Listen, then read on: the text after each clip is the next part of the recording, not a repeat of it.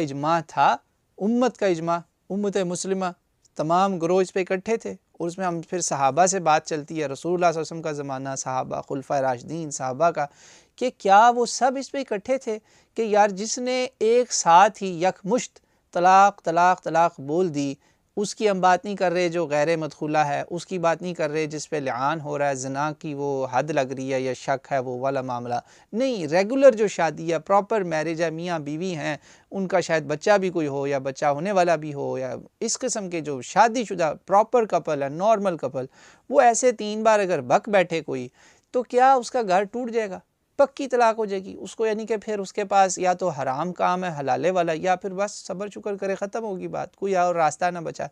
क्या इस पर सारे इकट्ठे थे?